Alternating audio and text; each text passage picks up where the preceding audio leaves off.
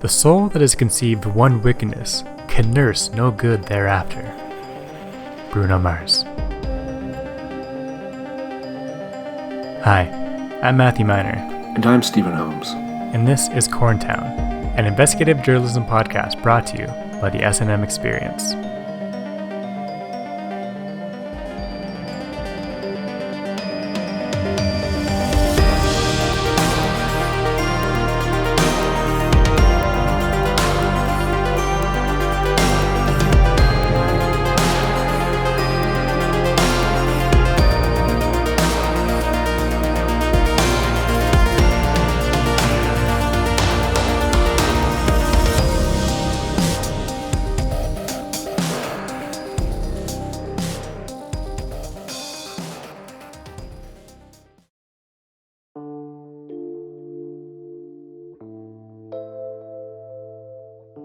Last week, we paid a visit to the town morgue, hoping to find evidence that could prove Kyle Van Truck's innocence.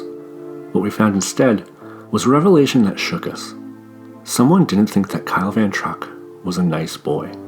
Despite immersing ourselves in the case and living in Corntown for 6 months now in the Motel 6, we realize we don't have a good grasp of who Kyle Van Truck is as a person. With only one episode remaining, we thought now would be a good time to find out more about Kyle Van Truck.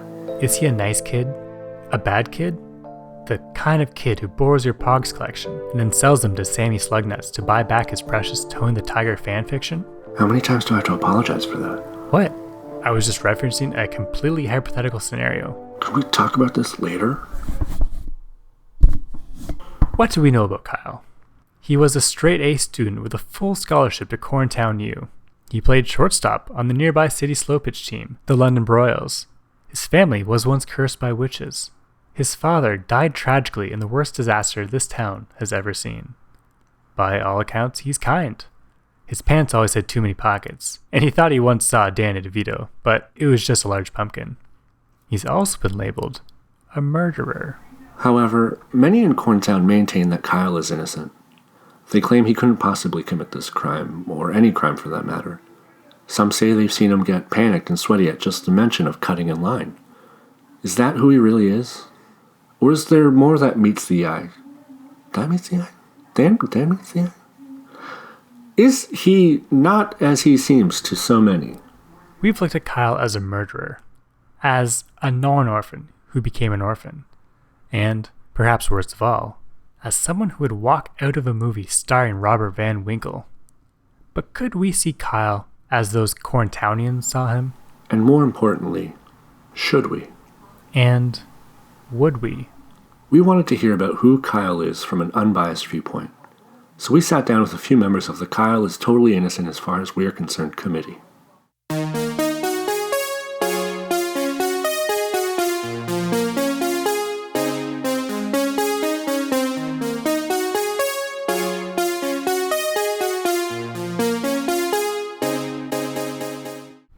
This episode of Corntown is brought to you in part by Disguise and Dolls Costume Shop. Hello, I'm Gregory Haversham, owner and proprietor of Disguise and Dolls Costume Shop and Haberdashery. We've got the greatest selection of costumes, ill-fitting men's pants, mustache combs, hats nobody really wears in public, fake passports, suspenders in every color except for black, decorational walking sticks, and shoe oil. Whether you want to be the belle of the ball, impersonate a coworker, or simply want to find an effective disguise so you can go watch your kids' soccer games without your ex-wife seeing you and taking you to court over visitation rights again, Disguise and Dolls Costumes and Haberdashery has got you covered. Located in that little strip mall beside the Dairy Corn. You know the one. Disguise and Dolls. Find the new you.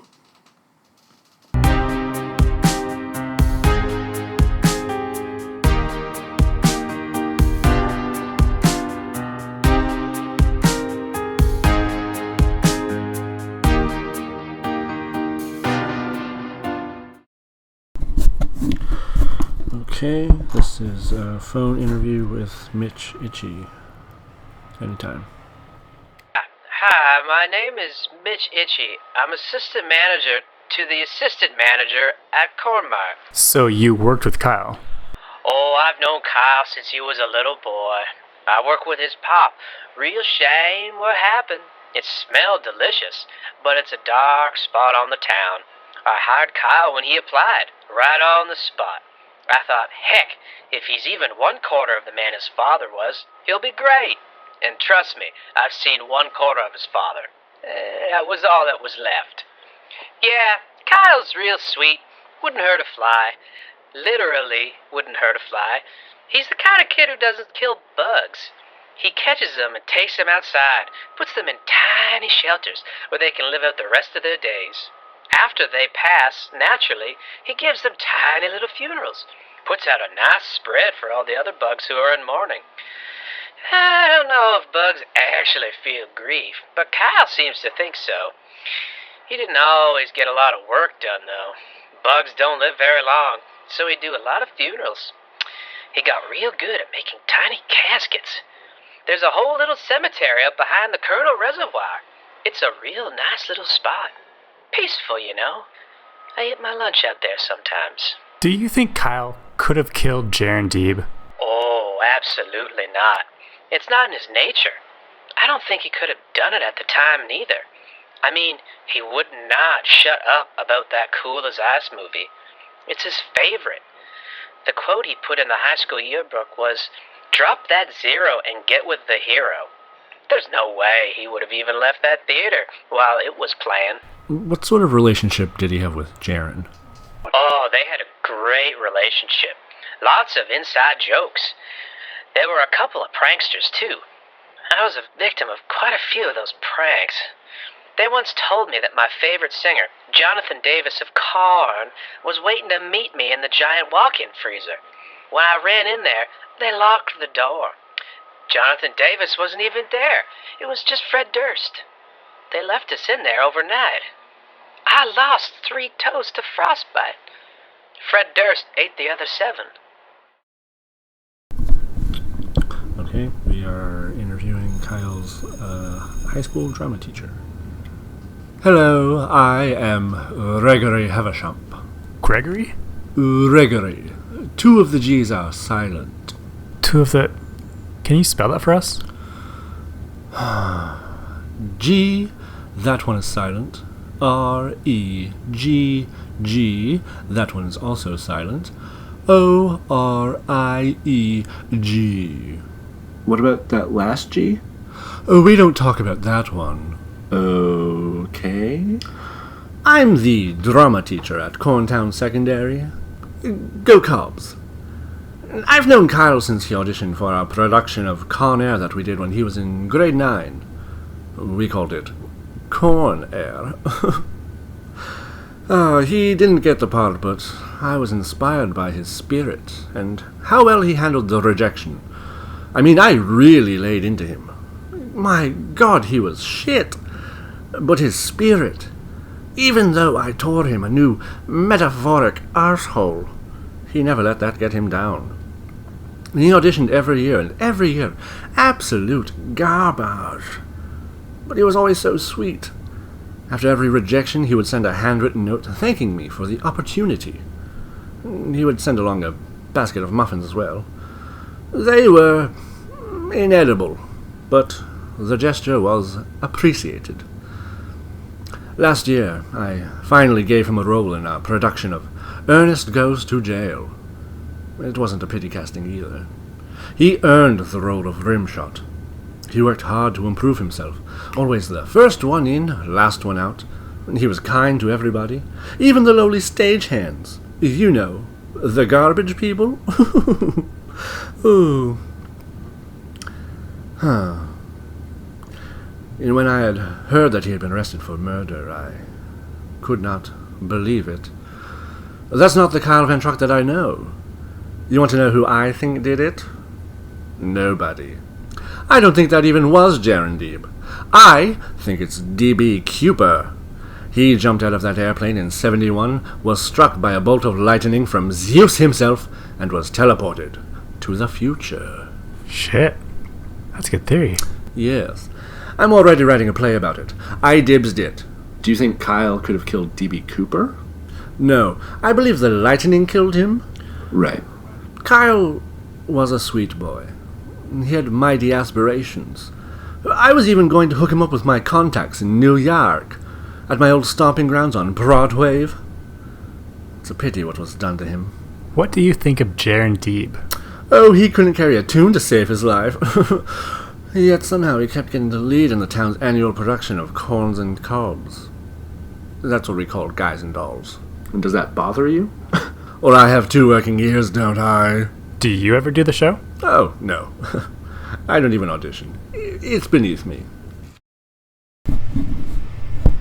Okay, we are now at the corn maze interviewing the lifeguard. Hey, my name is Howie Hertz. I'm the lifeguard at the corn maze. Why does a corn maze need a lifeguard? One of the dead ends leads to an Olympic-sized swimming pool. A few people drowned a couple of years back. People aren't dressed for swimming when they do a maze. It's pretty dangerous. Why don't they just get rid of the pool? Oh, it's really popular in the summer. People go through the maze just to get to the pool on hot days. A lot of people miss the dead end and make it through the maze, so they have to pay to go through again. One guy spent $170 and never even found the pool. Couldn't someone else just open a public pool of their own? People have tried. The maze pool is really nice. Plus, I guess people feel they've accomplished something by finding it. Did Kyle ever swim at the pool? I don't know. It gets pretty packed. How do you know Kyle then? I don't. I've never met the guy. Then why are you here? That guy said I'd get a bologna sandwich. I did promise him a bologna sandwich. We don't have that many sandwiches to give away. I'm not made of bologna. Well, I already promised it. Can you, pretend to know Kyle so it doesn't feel like we're wasting a sandwich? Sure. Okay. What can you tell us about Kyle? Once I saw... There was this one time I saw him sharpening a stick, and then later that week, there were a bunch of stabbings that were done with a sharpened stick. Really? No, I made that up, like you just asked. Oh, right. Sorry. Can I have another bologna sandwich? It was really good. Right, this is the interview with Kyle's childhood babysitter. Hello, I'm Tammy Swartz. How do you know Kyle? Oh, I used to babysit Kyle until he was 12. He was always a really nice kid. He was very polite, very chill. He let me watch whatever I wanted to watch, which was always Franklin and Bash, MPG's best show by far. He'd always sneak me cookies, good ones. I'm talking Pepperidge Farm, you dinks. Oh, he was super cool. If one of my boyfriends was coming over, Kyle would show us where his mom kept her weed. And then, if his mom found out, which she always would because we would always smoke all of that mean green, Kyle would always cover for us. He made up this story about a tweaker breaking in and stealing her weed. My boyfriend, Benedict, fought him off. Benedict actually was awarded the key to Corntown for that. Kyle is such a good kid. Everyone loved him. There's no way he could have killed that son of a bitch, Jaren Deeb. Who do you think killed him? It really could be anybody. One thing about Corntown that they don't want you to know is that everyone hated Jaren Deeb. Who's they? The Council of the Cob. The what? The Council of the Cob. They're a secret group of corn farmers who run the town. For years, Jaren Deeb has been the Golden Colonel, the harvester of truth, their leader. There are some who say Kyle is the sweet niblet, a chosen one as told by the Peaches and Cream prophecy. One who would bring balance between the 4 houses, Sweet, Flint, Dent, and Pucked. Wait, what the fuck? This is bigger than you can possibly imagine. Can we go back to the beginning? Oh, I've already said too much. You should never have come here.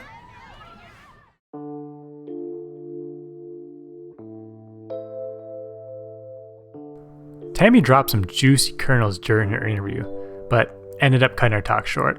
When we reached out with further questions, we learned that Tammy had unfortunately died in a car accident after her brakes, gas, steering, airbags, seatbelt, stereo, and air freshener had all been mysteriously cut.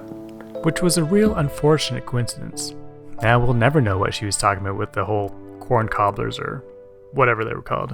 I guess we could ask Paula about that. She hasn't been answering my phone calls. I told you not to send that picture. I thought she would enjoy seeing Elf and Yoda doing that. It's funny. It was supposed to be tender. Well, then you should learn to draw better. That's what I was doing. It's practice. Whatever. So it seems like Dr. Morg's claim that Kyle's not a nice boy doesn't hold water, which we should have suspected. Coroners are filthy liars. Hey, what about what that Howie guy said about the stabbings? Oh yeah, that was pretty damning. Oh no, wait, we told him to make that up. Oh shit, right. All that's left is unknown. Is that Paula? No, I don't know the number. Hello? I understand you've been investigating me. Well, that depends. I investigate a lot of people. Who is this? This is Jaron Deeb. Next time on the season finale of Corntown. This puzzle had almost come together. Trust me, I know hair. I've got enough bags of it at home. Never heard of her, and I know everybody. She doesn't exist! This has been an S&M Experience production.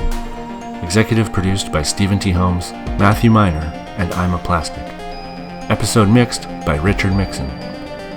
Theme music, Heaven and Hell, by Jeremy Blake.